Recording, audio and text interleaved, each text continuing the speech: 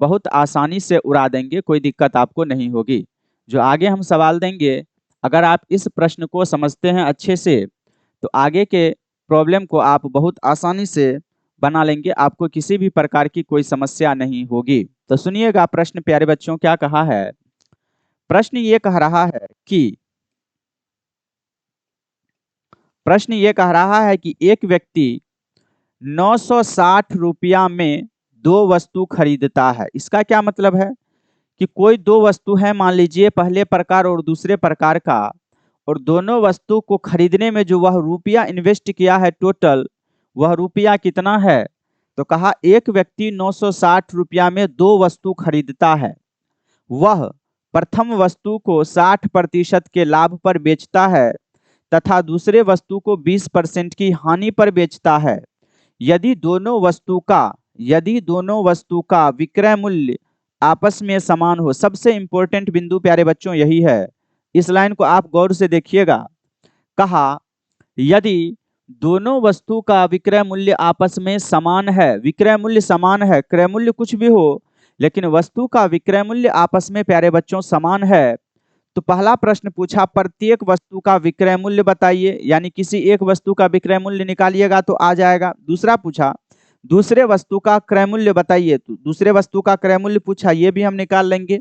और तीसरा प्रश्न यहाँ पर प्यारे बच्चों बनता है कि पूरे क्रिया के दौरान यानी पूरे वस्तु पर उसे लाभ हुआ कि हानि हुई, प्रतिशत में बताइए। तीन स्थिति बनेगी और तीनों स्थिति हम आपको समझाएंगे, तो देखिएगा और समझिएगा।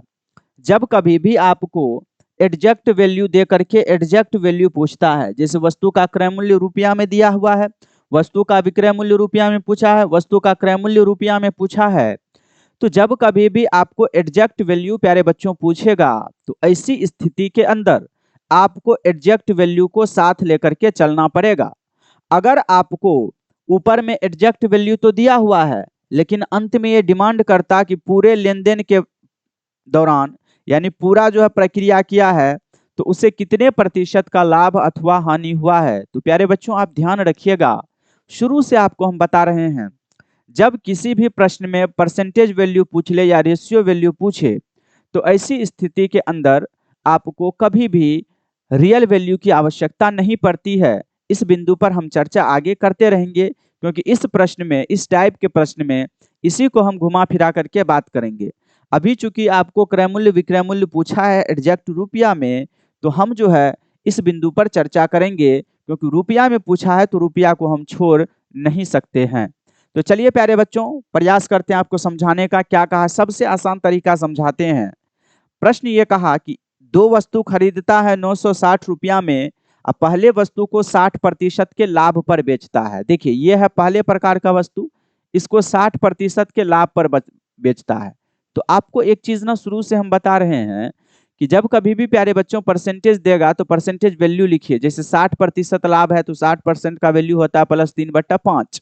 इसका मतलब है कि अगर वस्तु का क्रय मूल्य 5 होगा तो विक्रय मूल्य 5 3 8 होगा पहले वस्तु का, और दूसरे वस्तु को 20% हानि पर, 20% हानि का मतलब क्या हुआ, आप कहेंगे सर 20% हानि का मतलब होता है -1/5, यानी 5 रुपया में खरीदा होगा, 1 रुपया कम 4 रुपया में बेचा होगा। हमारा काम था पहले दोनों का रेशियो निकाल लिए, पहले प्रकार और दूसरे प्रकार के वस्तु के क्रय मूल्य और विक्रय मूल्य का रेशियो हमको किस हिसाब से चाहिए था, हम क्या किए आसानी से उसको निकाल लिए। अब देखिए आगे प्रश्न आपको क्या कहा, प्रश्न कहा यदि दोनों वस्तु का विक्रय मूल्य आपस में समान है। तो प्यारे बच्चों आप एक बात बताइए कि क्या दोनों वस्तु का विक्रय मूल्य आपस में बराबर है। आप बोलिएगा सर बिल्कुल नहीं है विक्रय मूल्य समान। क्यों? क्योंकि यहाँ पर विक्रय मूल्य पहले वस्तु का विक्रय मूल्य 8 है, दूसरे वस्तु का विक्रय मूल्य 4 है। हमको किसी भी स्थिति के अंदर विक्रय मूल्य को बराबर करना था, तो आप कैसे प्यारे बच्चों बराबर कीजिएगा, तो 4 8 का एलसीएम 8 होना चाहिए, यानी इसमें 1 से गुना और इसमें 2 से गुना करेंगे, और जैसे गुना करेंगे तो देखिएगा अब जो आपका बनेगा सीपीएसपी का रेशियो ये बिल्कुल सही बनेगा। ये तो आपका 5 और 8 ही रह जाएगा, लेकिन दूसरा में देखिएगा 5 दूना 10 और ये रहा 4 दूना 8। अब यहां से प्यारे बच्चों आप क्या समझे, यहां से आप ये समझे कि जो पहला वस्तु है उसका क्रय मूल्य 5 है तो उसका विक्रय मूल्य 8 है, जो दूसरा वस्तु है उसका क्रय मूल्य 10 है और विक्रय मूल्य 8 है, दोनों का विक्रय मूल्य आपस में बराबर हो गया। तो अकॉर्डिंग टू क्वेश्चन, क्वेश्चन क्या कहता है? क्वेश्चन कहता है यदि 960 रुपये में दो वस्तु खरीदता है, आप बताइए पहले वस्तु का क्रय मूल्य कितना है? आप बोलिएगा 5। दूसरे वस्तु का क्रय मूल्य कितना है? 10। तो टोटल क्रय मूल्य कितना हुआ? आप कहेंगे सर 5 5 10, 5 और 10 15, टोटल कुल क्रय मूल्य कितना होगा? 15। तो 15 बराबर अकॉर्डिंग टू क्वेश्चन 960। ये 15 कहाँ से लाए हैं? ये वाला प्यारे बच्चों 15 है, ये वाला जो आप देख रहे हैं ये वाला 15 है। तो टोटल अगर हमको सीपी पूछेगा तो टोटल सीपी कितना हो जाएगा? 15 का। और टोटल एसपी अगर पूछता तो 15 15 16, 8 8 16 का हो जाता। तो 15 बराबर 960, तो एक यूनिट का वैल्यू हम निकाल लेंगे। 15 छाके 90, 15 चौका 60, 64। तो सबसे पहला प्रश्न पूछा, बताइए प्रत्येक वस्तु का विक्रय मूल्य क्या होगा? तो बताइए प्रत्येक वस्तु का विक्रय मूल्य कितना यूनिट? 8 यूनिट। तो 8 यूनिट का वैल्यू निकालेंगे तो 8 बराबर कितना होगा? आप कहेंगे सर 64 गुना 8, 8 चौका 32, 8 छाके 48, 3 51, 512 रुपया होगा। यानी पहले प्रश्न का जो उत्तर होगा वो ऑप्शन ए होगा। ये आपको पहले प्रश्न का आपको उत्तर है। दूसरा प्रश्न प्यारे बच्चों क्या कहा? कहा दूसरे वस्तु का क्रय मूल्य। तो दूसरा वस्तु यहाँ है और दूसरे वस्तु का क्रय मूल्य कितना यूनिट है? आप कहेंगे कि सर दूसरे वस्तु का क्रय मूल्य 10 यूनिट है। तो एक यूनिट का जब वैल्यू निकाल लेंगे तो 10 यूनिट का वैल्यू कितना होगा? तो आप कहेंगे कि सर पहले यूनिट का जो वैल्यू है वो 64 है, तो 10 यूनिट का वैल्यू कितना होगा? आप कहेंगे 64 गुना 10, तो ये बनेगा 640 रुपया। यानी इसका जो ऑप्शन होगा वो option number B is the right answer. प्यारे बच्चों एक बार इसको छापिए और छापने के साथ कमेंट कीजिए कि कहाँ आपको समस्या हो रही है, क्योंकि इस प्रश्न को अगर आप समझेंगे प्यारे बच्चों तो आगे के सवाल को आप बेहद आसानी से बना सकते हैं। तो एक बार तो पहले आप इसको उतार लीजिए, उसके बाद हम पुनः चर्चा करते हैं कि आप कहाँ पर दिक्कत हो रही है। जरा कमेंट कीजिए। आपको एक बार और समझाएंगे, पहले इसको आप सभी लोग उतार लीजिए, उसके बाद एक ही तो प्रश्न है जो समझाना है, उसके बाद प्रश्न में दम थोड़े है, आगे के प्रश्नों को आप बेहद आसानी से बना लीजिएगा। आगे के प्रश्नों को आप बेहद आसानी से बना लीजिएगा। आगे के प्रश्न में किसी भी प्रकार का कोई दम नहीं है। हो तो कैसे बराबर करेंगे?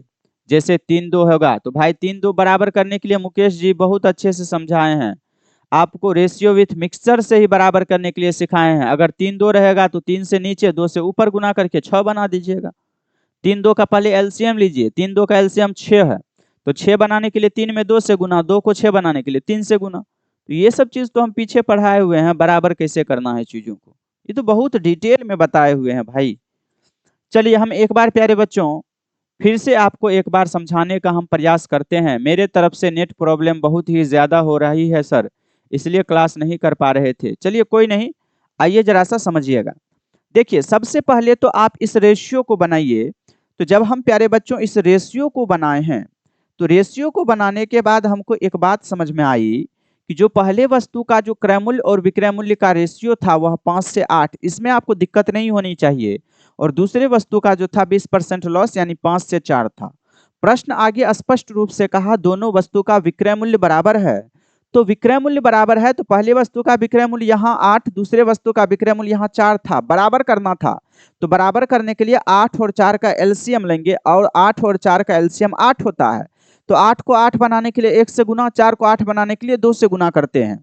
जब इसको फाइनल हम गुना किए तो पहले वस्तु का क्रय मूल्य और विक्रय मूल्य का रेशियो 5 से 8 हुआ और दूसरे वस्तु का क्रय मूल्य और विक्रय मूल्य 10 से 8 हो गया। तो देखिए दोनों वस्तु का विक्रय मूल्य प्यारे बच्चों आपस में बराबर है। यहाँ के बाद आपको कुछ भी पूछेगा आप आसानी से उड़ा सकते हैं, किसी भी प्रकार की कोई समस्या आपको नहीं होगी। सवाल चाहे कितना भी घुमा फिरा दे आप सवाल आसानी से बना देंगे। लेकिन प्यारे बच्चों शर्त यह है कि आप सबसे पहले सही रेशियो बनाइए।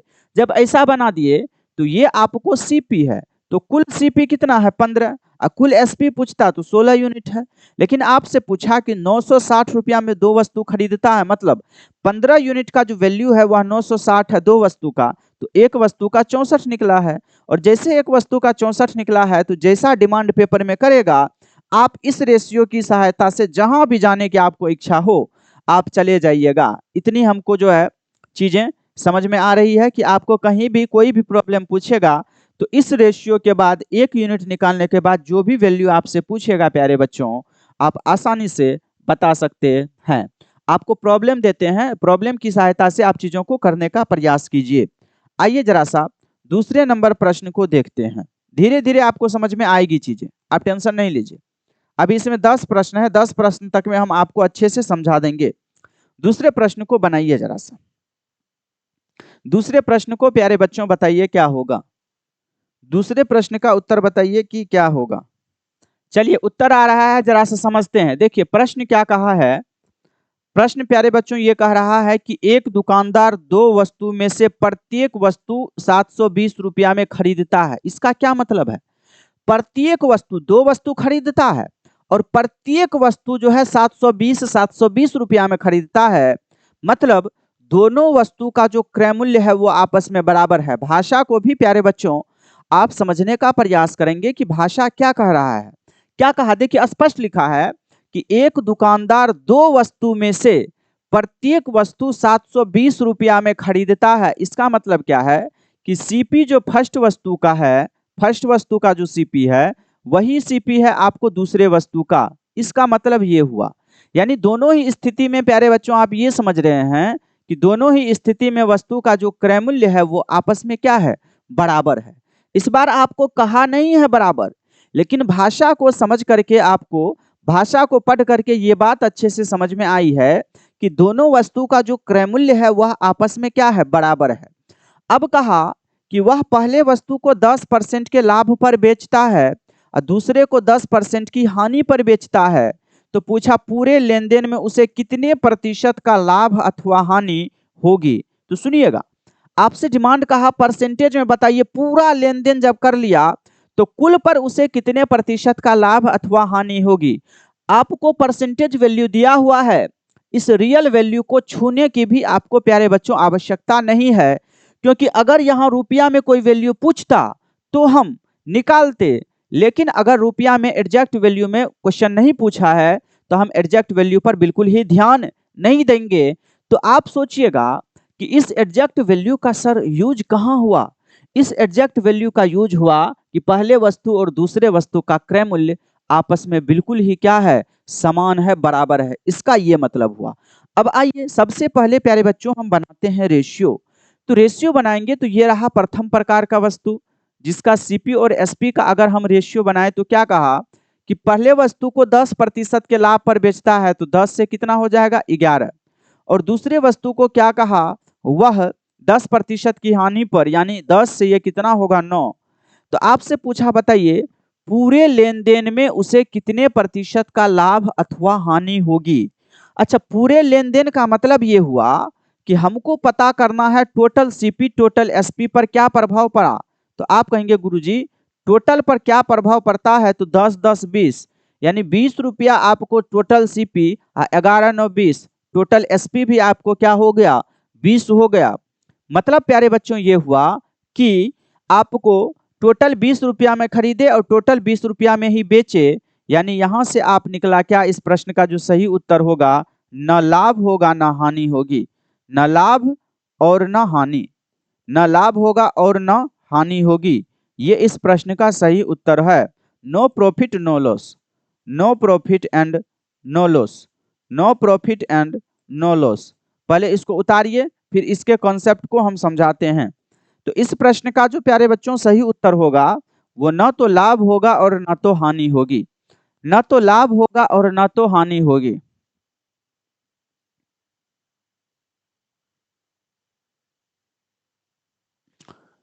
इसका सही उत्तर प्यारे बच्चों ऑप्शन नंबर डी होगा। बहुत सारे लोगों का उत्तर उल्टा पुल्टा आ रहा था, लेकिन इसका जो सही उत्तर होगा वो होगा no profit and no loss. इस बात को समझिएगा। तो आपसे पूछा पूरे लेन देन पर उसे कितने प्रतिशत का लाभ अथवा हानि होगी। तो पूरा लेन देन को जब हम गौर से देखे हैं तो भाई पूरा टोटल सीपी भी मेरा आ गया 20 और टोटल एसपी भी मेरा 20 आ गया।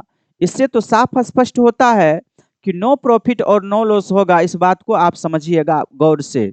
तो यहां से आप एक कॉन्सेप्ट अच्छे से समझ गए कि सर अगर मेरा सीपी और एसपी आपस में बराबर हो जाए तो ऐसी स्थिति के अंदर no profit and no loss होगा। सीपी और एसपी अगर प्यारे बच्चों आपस में बराबर हो जाए तो no profit and no loss का कॉन्सेप्ट होगा। तो यहीं से आपको कॉन्सेप्ट भी समझ में आता है, कॉन्सेप्ट भी यहीं से बनता है कि यदि यहां से कॉन्सेप्ट आपका बन जाता है यहां से आपका कॉन्सेप्ट बनता है कि यदि यदि total CP equal to total SP, यदि total CP equal to total SP, तो जो रिजल्ट होगा प्यारे बच्चों, वो रिजल्ट क्या होता है, वो रिजल्ट आपका होगा, रिजल्ट होता है no profit and no loss, no profit and no loss. तो अब याद रखिएगा, कभी भी अगर आपके प्रश्न में ये कह दे कि टोटल सीपी टोटल एसपी, या आपको कह दे नो प्रॉफिट नो लॉस होता है, तो नो प्रॉफिट नो लॉस का साफ मतलब होता है कि जो टोटल सीपी होगा वह टोटल एसपी के बराबर होगा। No profit and no loss का मतलब होता है no profit and no loss का मतलब होता है टोटल सीपी टोटल एसपी के क्या होगा, बराबर होगा। काजल चौधरी जी लिख रही हैं कि सर रिकॉर्डेड क्लास है क्या, रिकॉर्डेड क्लास जी आपको नजर आ रहा है? फिरोज जी लिख रहे हैं कि सर 11 कैसे आया है बताइएगा जरा सा। भाई 11 कैसे आया है, क्या कहा, 10% लाभ। तो 10% लाभ का मतलब क्या होता है, 10% का मतलब होता है प्लस 1/10। 10 रुपया अगर सीपी होगा 1 रुपया लाभ, तो 11 होगा। तो इसमें कौन सा तीर मार दिए हैं बताइए। लाइव क्लास चल रही है काजल जी, आप कहाँ फंसे हुए हैं अभी, बोलिए। तो यहां से आप किसी भी प्रकार के प्रॉब्लम को प्यारे बच्चों बना सकते हैं। क्यों? इसलिए कि जब आप परसेंटेज वैल्यू को तोड़ करके रेशियो बनाएंगे तो भाषा को पढ़िएगा, और भाषा को पढ़ने के बाद आप चीज़ों को बिल्कुल आसानी से समझ सकते हैं कि भाषा में क्या कहा है। इसमें दम लगाने की बिल्कुल आवश्यकता नहीं है, और पेपर में 70 to 80% जो चांस होता है प्रॉब्लम का, वो इसी बिंदु से आता है किसी भी एग्जाम में। ठीक है, क्लास एग्जैक्ट 8 बजे से शुरू हो गई थी। आइए जरा सा प्रश्न नंबर आप तीसरा बताइए, प्रश्न नंबर 3 का उत्तर क्या होगा। प्रश्न नंबर 3 बताइए। अब देखिए प्रश्न नंबर 3 में जो आपका वैल्यू दिया हुआ है वह रुपया में दिया हुआ है, तो आपको रुपया को नहीं छोड़ना है, रुपया को लेकर के आगे बढ़ना है। बताइए प्रश्न नंबर 3।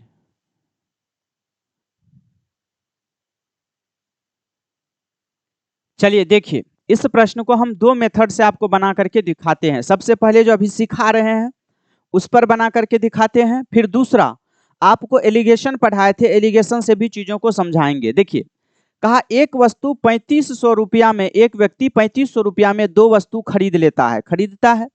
कहा वह पहले वस्तु को 15% के लाभ पर बेचता है, पहला वस्तु को बेच दिया, दूसरे वस्तु को 10% की हानि पर बेच दिया।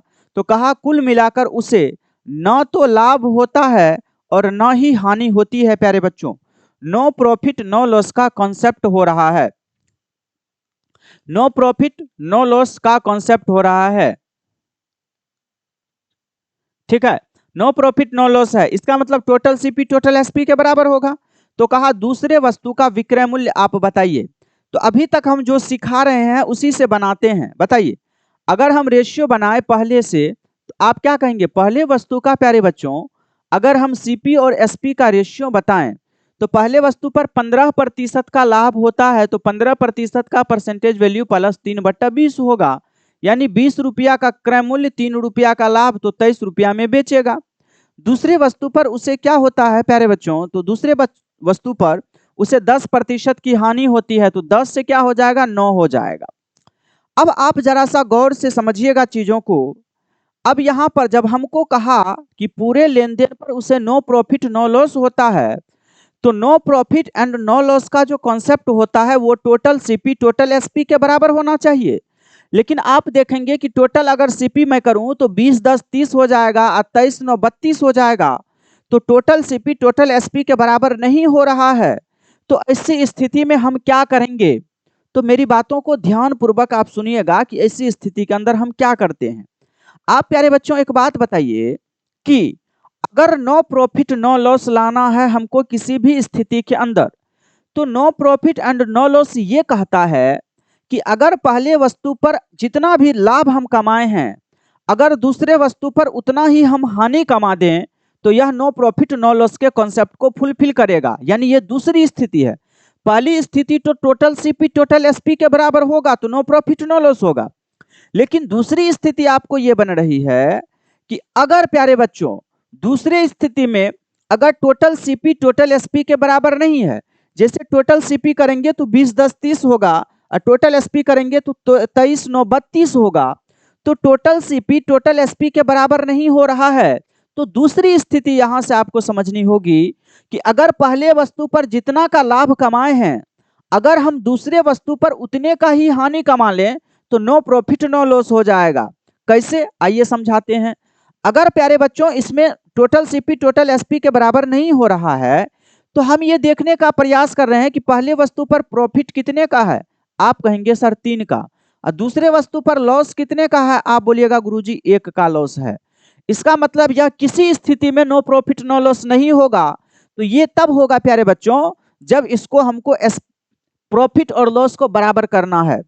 जिस प्रकार पिछले प्रश्न में एसपी सीपी को या सीपी एसपी को या एसपी एसपी को बराबर किए हैं, ठीक उसी प्रकार आपको यहां पर बराबर करना है। तो पहले वस्तु पर 3 रुपया लाभ कमाए, दूसरे वस्तु पर 1 रुपया हानि में चले गए, तो आपको जो है लाभ हानि को बराबर करना है। तो बराबर करने के लिए क्या करेंगे, 3 1, ये जो 3 दिख रहा है 3 और ये जो 1 दिख रहा है 3, 1 का एलसीएम 3 होगा, यानी पहले को 3 बनाना है, तो भाई 3 तो है तो इसको 1 ही बनाना है, और यह 1 को 3 बनाना है, 3 से मल्टीप्लाई किए।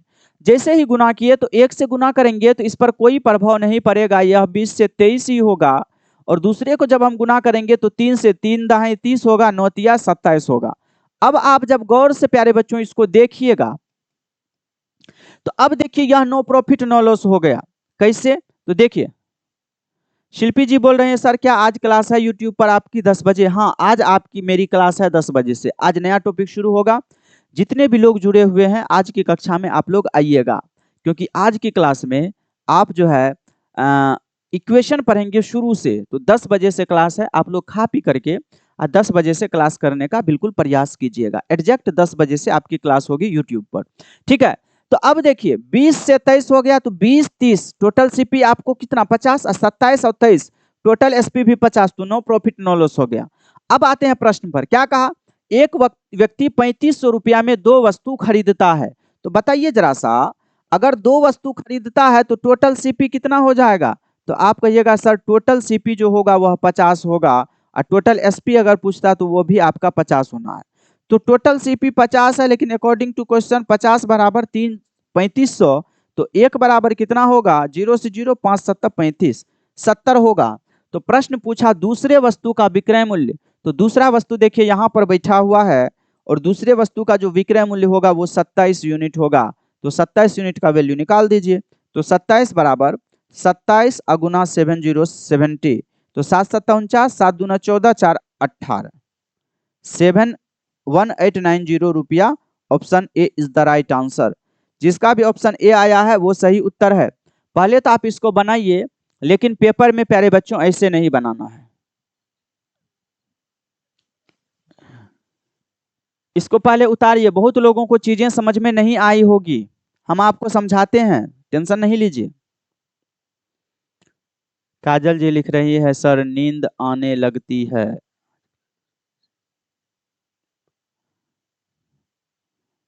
नींद, देखिएगा यहां पर आपको नो प्रॉफिट नो लॉस का कॉन्सेप्ट देता है। तो नो प्रॉफिट नो लॉस का जो दूसरा कॉन्सेप्ट होता है वो अगर आपका सीपी टोटल एसपी के बराबर अगर नहीं हो, तो दूसरा कॉन्सेप्ट कहता है नो प्रॉफिट नो लॉस कि पहले वस्तु पर जितना प्रॉफिट या लॉस होगा दूसरे वस्तु पर उतना ही लॉस या प्रॉफिट होना चाहिए। तो पहले वस्तु पर प्रॉफिट 3 का था, दूसरे वस्तु पर लॉस 1 का था, तो प्रॉफिट और लॉस को बराबर करने के लिए ये 3 है ये 1 है, 3 बनाना है, तो 1 से ऊपर गुना 3 से नीचे गुना, उसके बाद सारी प्रक्रिया को प्यारे बच्चों आप जानते हैं। तो आप एक बार देखिएगा, तो देखिएगा प्यारे बच्चों इसका जो दूसरा कॉन्सेप्ट है, दूसरा कॉन्सेप्ट हम आपको यहां लिखा देते हैं। दूसरा इसका concept no profit no loss का क्या होता है उसको हम यहां लिखा देते हैं। अगर आपको प्यारे बच्चों नो प्रॉफिट नो लॉस देना है, अगर आपको नो प्रॉफिट नो लॉस देना है,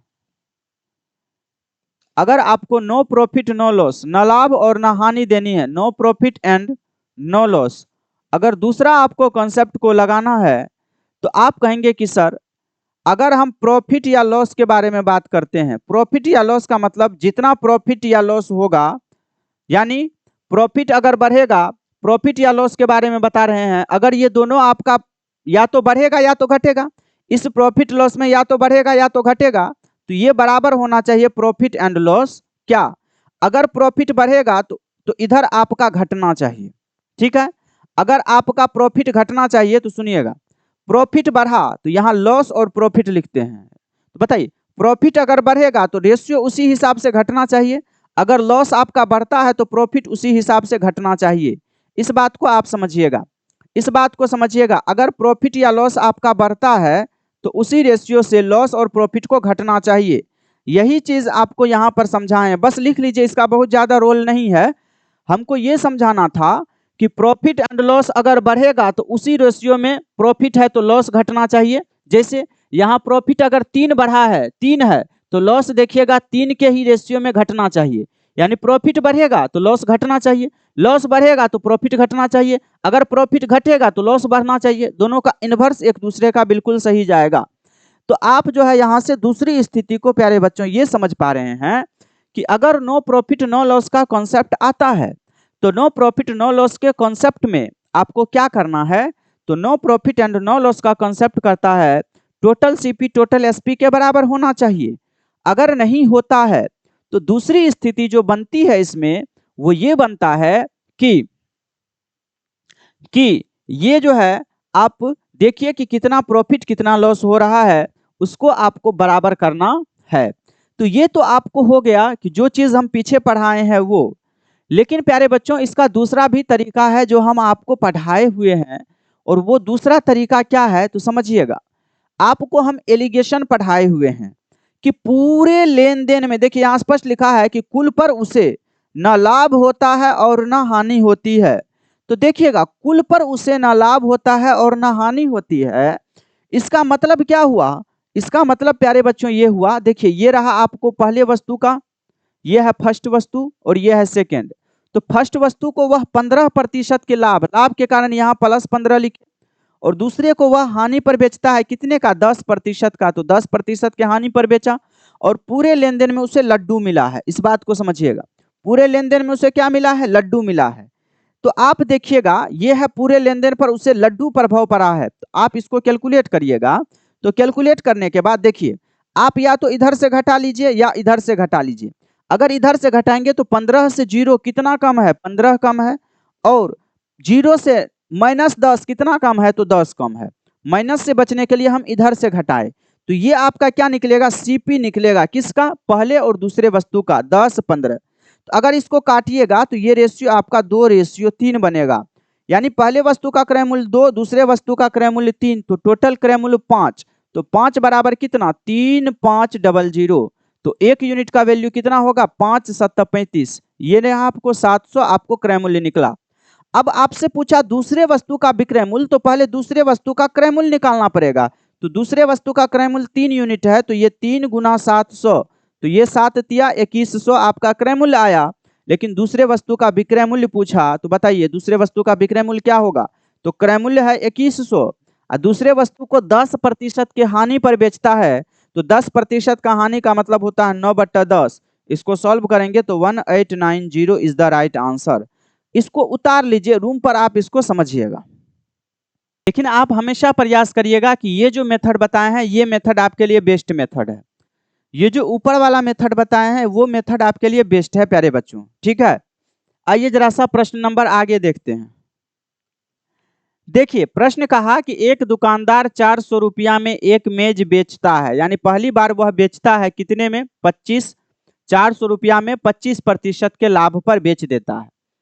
कहा वह दूसरे मेज को 10% की हानि पर बेचता है, ऐसा करता है तो दूसरे मेज का विक्रय मूल्य आपसे पूछा कि दूसरे मेज का आपको विक्रय मूल्य बताना है यदि पूरे लेन देन में उसे नो प्रॉफिट नो लॉस होता है।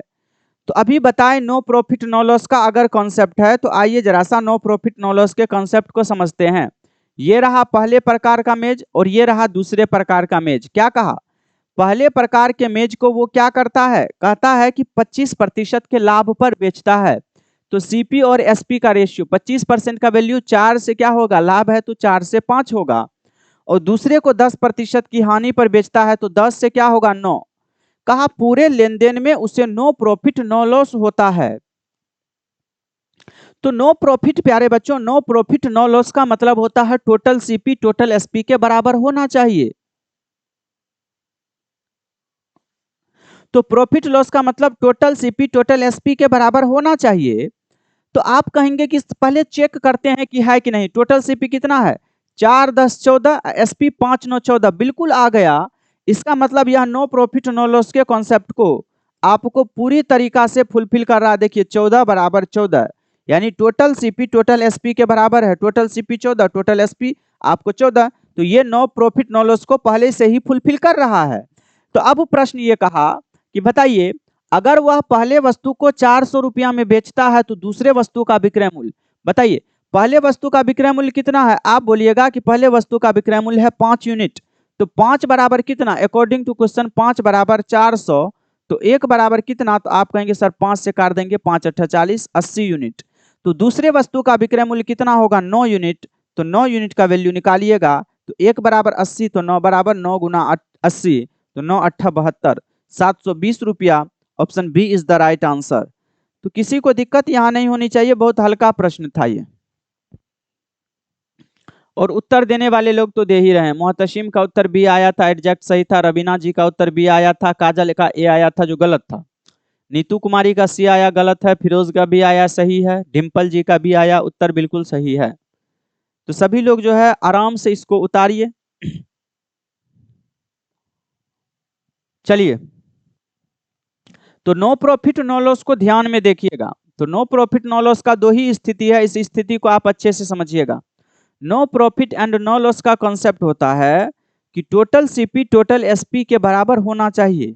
तो जैसे ही प्रश्न में आपको नो प्रॉफिट नो लॉस दे दिया, पूरे लेन देन में नो प्रॉफिट नो लॉस, इसका मतलब पहले प्यारे बच्चों चेक करेंगे कि क्या टोटल सीपी टोटल एसपी के बराबर है अथवा नहीं भी है।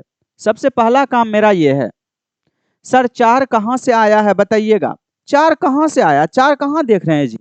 अगर इस 4 के बारे में बात कर रहे हैं तो 25% लाभ है, तो 25% को तोड़िएगा तो 25% का परसेंटेज वैल्यू कितना होता है, प्लस 1/4। अगर 4 सीपी होगा 1 का लाभ, तो 4 से 5 होगा। बताइए कैसे होगा, ऐसे कीजिएगा तो बताइए। छोटी छोटी चीज आप लोग पूछ लेते हैं। सर कमेंट आप नहीं देखते हैं, देख लेते हैं कमेंट जी, कमेंट तो देख ही रहे हैं। चलिए आगे बढ़ते हैं। आइए जरा सा प्रश्न नंबर बताइए 5 नंबर। देखिए 5 नंबर प्रश्न जो है आपको देखने में भले ही कुछ और लग रहा है, लेकिन यह है एलिगेशन का प्रश्न। इसमें बहुत ज्यादा दिमाग लगाने की आवश्यकता बिल्कुल ही नहीं है। इसलिए इस बार 3 वैल्यू दे दिया। दो वस्तु है ए और बी, ए को 6% लाभ पर बेचता है, बी को 10% हानि पर बेचता है। और देखिए यहाँ साफ लिखा है कुल पर, कुल मिलाकर के उसे 30% की हानि ही होती है। तो आपको ये चीज ना पीछे पढ़ाए हुए हैं। तो बताइए ये रहा आपको ए और ये रहा बी। तो पहला को 6% लाभ पर बेचने का मतलब है 106 में बेचेगा, दूसरा को 10% हानि का मतलब 90 में बेचेगा, और कुल मिलाकर के 30% लॉस होता है तो 70 में बेचेगा। बस यहां से आपको प्यारे बच्चों रेशियो बनाना है, एलिगेशन में पढ़ाए हुए हैं। और यह रेशियो किसका निकलता था, सीपी का। 90 से 70 कितना कम है, 20 कम है, और 70 से 106 कितना,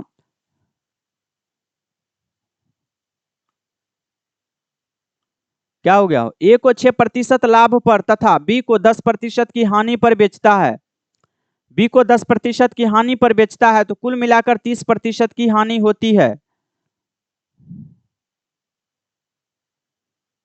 अच्छा अच्छा, सुनिएगा सुनिएगा, समझिएगा। इस प्रश्न को नहीं बनाइएगा, इस प्रश्न को नहीं बनाइएगा। क्वेश्चन नंबर 5 जो है वो नहीं बनाइएगा।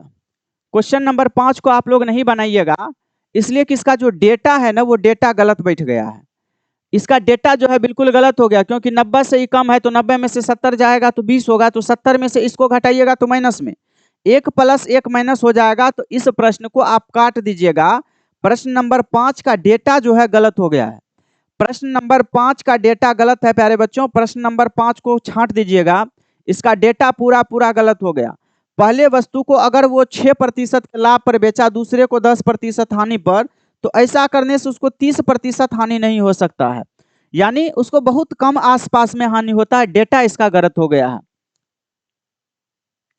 ठीक है, इसको काट दीजिएगा। क्वेश्चन नंबर 5 को आप सभी लोग हटा दीजिएगा, क्वेश्चन नंबर 5 का डेटा गलत है। ठीक है, आइए जरा सा, आइए देखते हैं प्रश्न नंबर 6 बताइए। प्रश्न नंबर 3, 4, 4, 5, 6 सब एक ही प्रश्न है जो आपको हम पढ़ाए हुए हैं एलिगेशन में। एलिगेशन में आपको प्यारे बच्चों पढ़ाए हुए हैं, देखने में आपको भले ही ये अलग लग रहा है लेकिन ये एलिगेशन ही है, एलिगेशन ही है ये।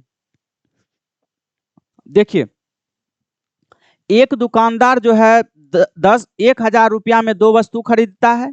वह पहले को 30% लाभ पर और दूसरे को 20% हानि पर, और कुल देखिए स्पष्ट लिखा है उसे कुल पर 150 रुपये का क्या होता है, लाभ। तो अगर उसको कुल पर 150 रुपये का लाभ होता है तो टोटल प्रॉफिट परसेंट बराबर निकाल लें हम। तो टोटल प्रॉफिट परसेंट बराबर profit Guna 100 divided by CP होगा। तो आप कहेंगे कि सर प्रॉफिट टोटल 150 गुना 100 और टोटल सीपी जो है वह कितना है, 1000 है। जब प्यारे बच्चों इसको आप छांटिएगा तो ये देखिए डबल जीरो से डबल जीरो कट गया, एक जीरो से एक जीरो, तो टोटल उसको 15% का प्रॉफिट हुआ है। प्रॉफिट होने के कारण हम प्लस लगा दिए। अब इसके बाद तो आपको कुछ नहीं करना है, आपको बनाना है एलिगेशन। तो ये रहा प्रथम प्रकार का वस्तु, ये रहा द्वितीय प्रकार का वस्तु। और क्या कहा है कि प्रथम प्रकार के वस्तु को 30% लाभ, 30% लाभ का मतलब 130 रुपया, और 20% हानि का मतलब यहाँ 80 होगा, और कुल मिलाकर के 15% लाभ मतलब 115 होगा। अब यहाँ से आपको क्या करना है, यहाँ से आपको एलिगेशन लगाना है, और एलिगेशन लगाइएगा तो 80 से 115 कितना अधिक है, तो आप बोलिएगा कि ये 35 अधिक है, और 115 से 130 कितना अधिक है, 15 अधिक है। तो अब इसको काट दीजिए, तो जैसे ही काटेंगे तो ये बनेगा 5 7 35 और 5 तिया 15। इसका मतलब ये हुआ कि पहले वस्तु का क्रय मूल्य 7 है, दूसरे वस्तु का क्रय मूल्य 3 है, तो टोटल क्रय मूल्य 7 3 10 यूनिट होगा।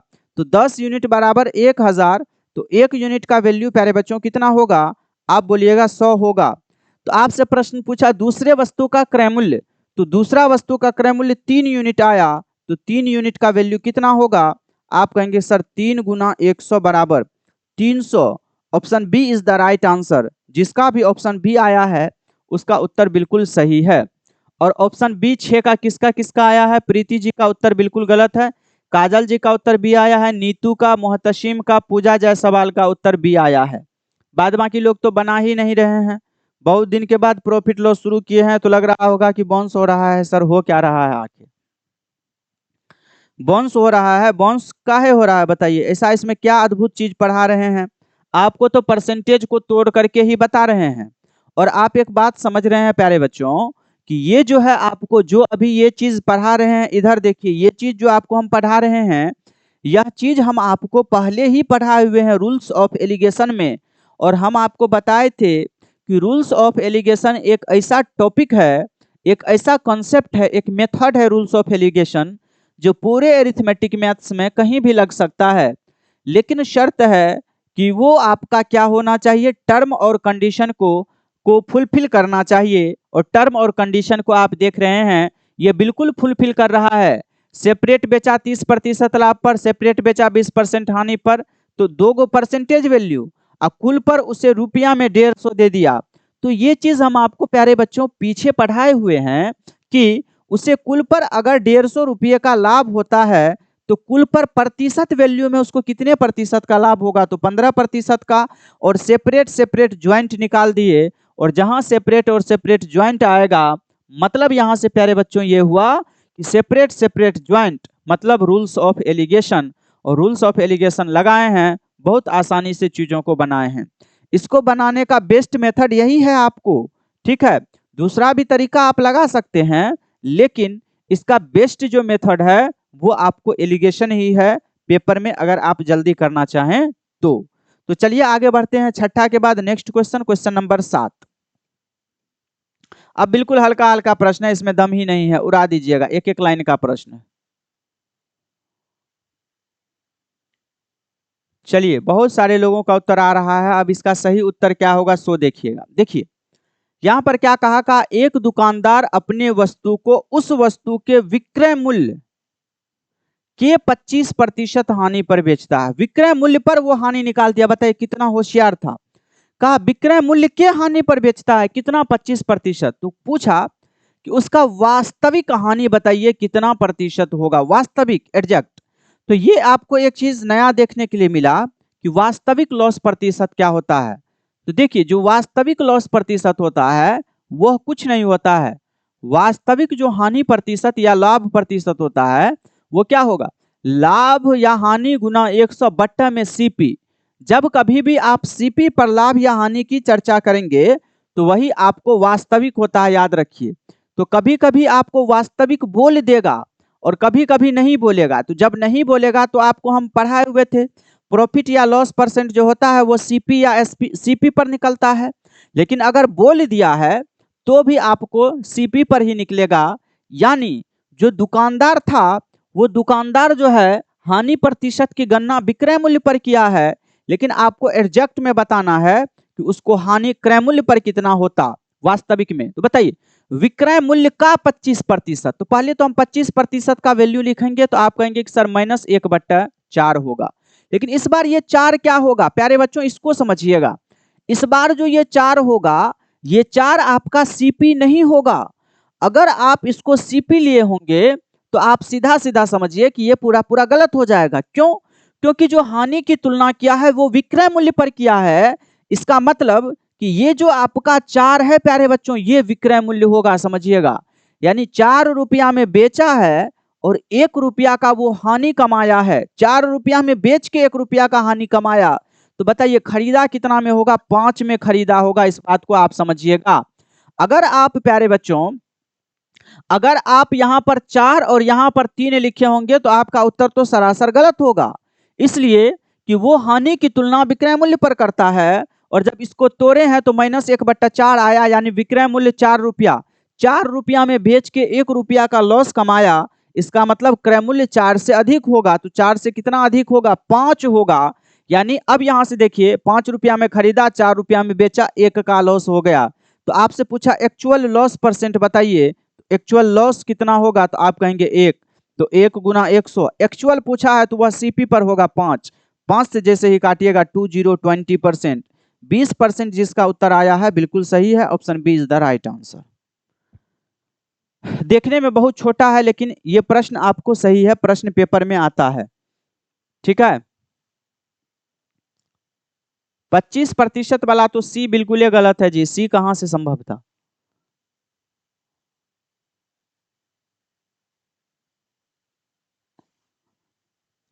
बताइए।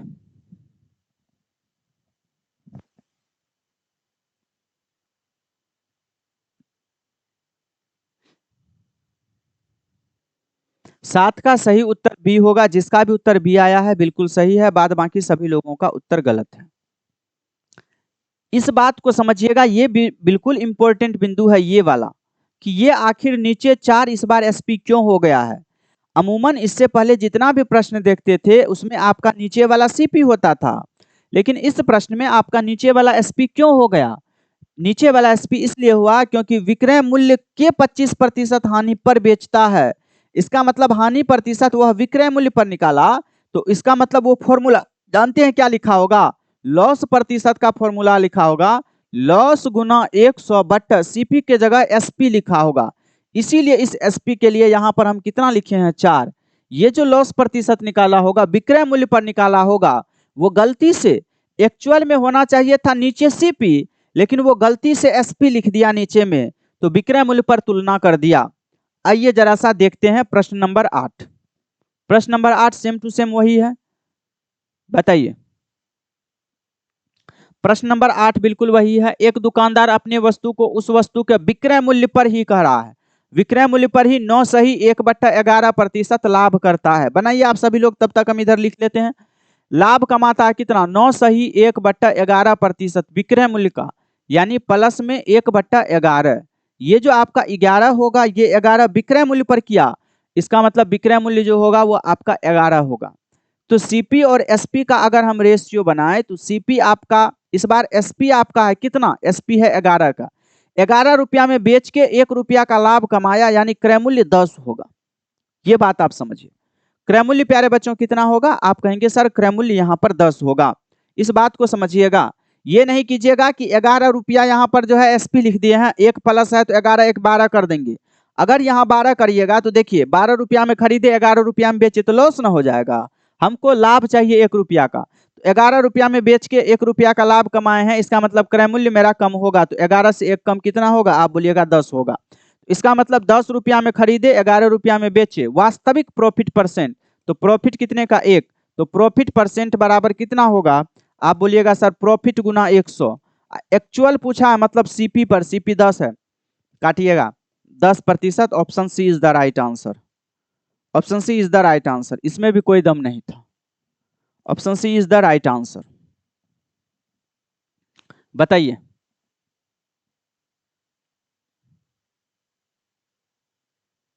इसमें दम नहीं था।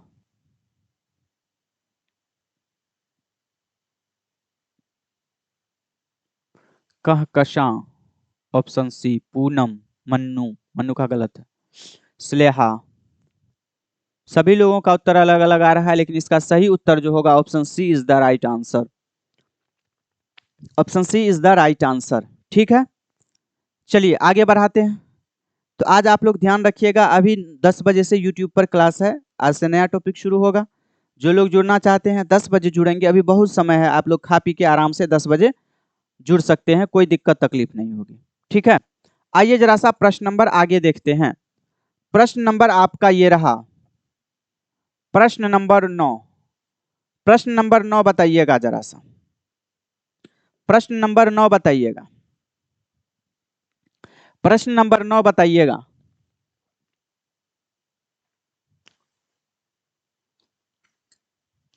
चलिए देखते हैं इसका सही उत्तर क्या होगा। देखिए इस बार प्रश्न क्या कहा?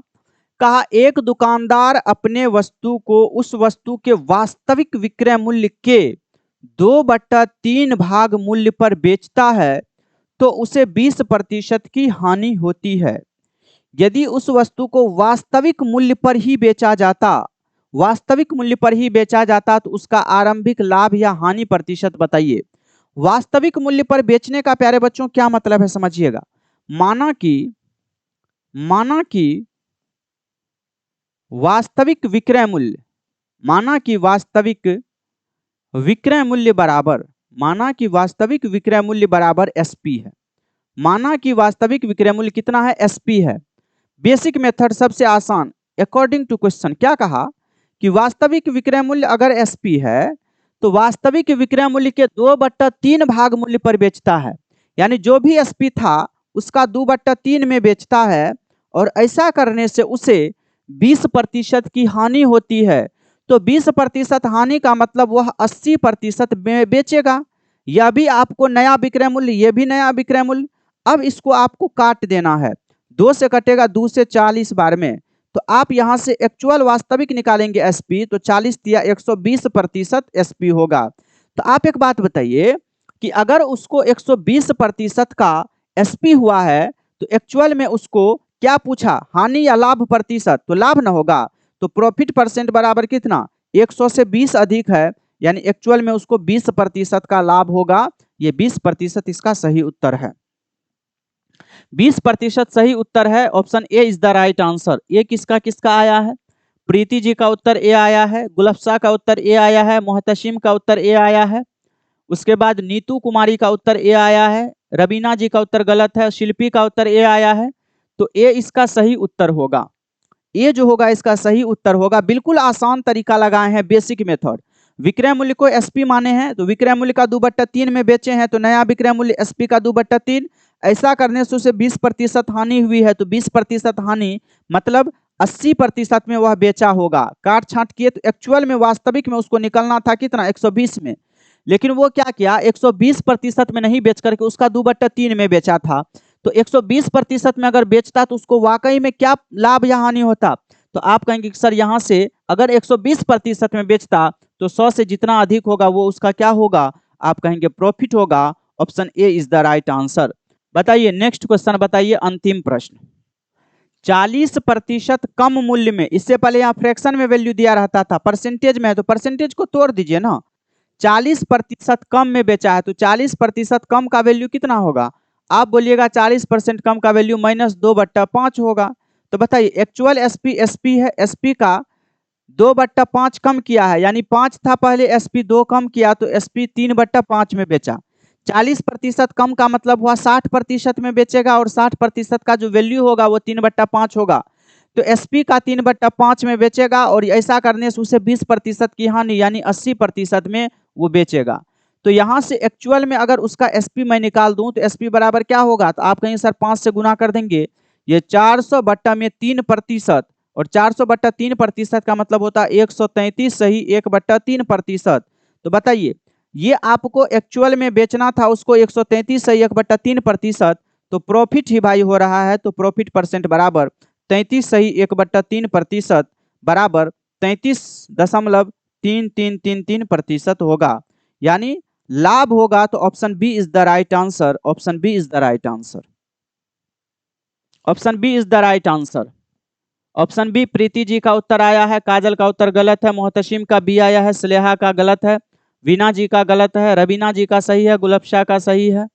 B is the right answer. Mannu Kumar का उत्तर बी सही है, शीला जी का उत्तर बिल्कुल बी सही है, वीना कुमारी का, काजल यादव जी का, तो बी जिसका भी उत्तर आया है बिल्कुल सही है। इसमें किसी भी प्रकार का कोई दम नहीं है। तो देखिएगा बीच में जो प्यारे बच्चों एक दो प्रश्न एलिगेशन पर आधारित प्रश्न बना था, वो प्रश्न आप जरा सा देखने का प्रयास कीजिए, क्योंकि उस टाइप का प्रश्न पेपर में बहुत ज्यादा आता है।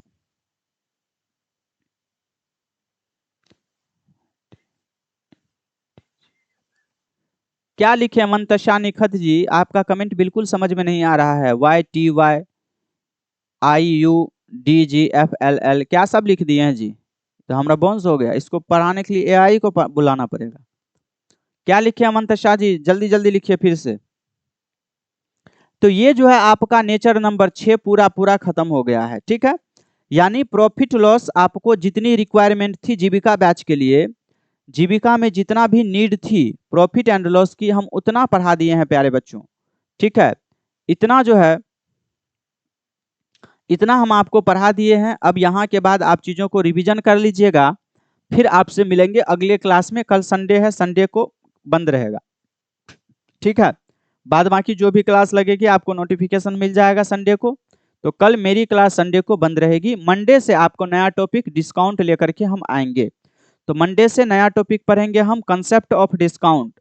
तो आज यहाँ तक की चीजें रहने देते हैं। आप सभी लोग जो है एक बार कमेंट कीजिएगा क्या यहाँ तक की चीजें क्लियर हो गई है। तो आज की कक्षा को हम बंद करेंगे।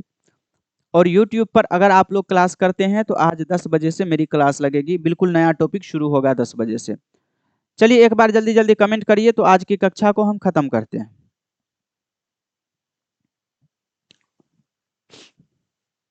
जीविका के लिए जितनी जरूरत थी उतना हम आपको पढ़ा दिए हैं। और पेपर तो अभी बिल्कुल नहीं होगा, क्योंकि अब इलेक्शन शुरू हो जाएगा, ठीक है। तो अब इलेक्शन के बाद फिर देखिए नया डेट सब कब आता है। तो अभी टाइम है, आराम से पढ़िए, कोई दिक्कत नहीं है। पेपर जब भी होना है वो जनवरी के बाद ही पेपर जीविका का होगा। इसीलिए आप लोगों को बहुत ज़्यादा घबराने की, चिंतित होने की आवश्यकता नहीं है। पेपर जब भी होना है वो जनवरी के बाद ही होगा, ठीक है। और सब क्लास की बात जो है, अब देखिए ना शेड्यूल आपका लग जाएगा। जब संडे है कल, तो अब कौन सर क्लास लेते हैं, कौन सर क्लास लेते हैं वो आपको बता देंगे। अगर संडे है लेंगे तो बता देंगे, और नहीं तो मंडे से तो जो भी क्लास आपकी होती है वो होती रहेगी। मंडे से जो भी क्लास प्यारे बच्चों है वो होगी। मंडे से मेरी क्लास भी, मेरी क्लास जो होती है वो समय से ही होगी, 8 बजे से, ठीक है। और बाद बाकी जो भी क्लास है वो क्लास के बारे में सर बता देंगे। बहुत दिन बाद आज क्लास थोड़ा सा कम समझ में आया है, बिल्कुल बहुत दिन के बाद ना क्लास हुई है। बहुत दिन के बाद क्लास हुई है तो थोड़ा बहुत चीजें तो दिमाग से निकल ही गई होगी। आप लोग पढ़ थोड़े रहे होंगे, 15 दिन से क्लास बंद है, 10-15 दिन से तो आप पढ़ रहे होंगे थोड़े रूम पे, बहुत सारी चीजें दिमाग से निकल गई होगी। तो चलिए ठीक है प्यारे बच्चों, आज के लिए इतना ही रहने देते हैं। मुलाकात करते हैं आपसे आने वाले क्लास में। तब तक आप तमाम लोगों का तहे दिल से शुक्रिया, धन्यवाद।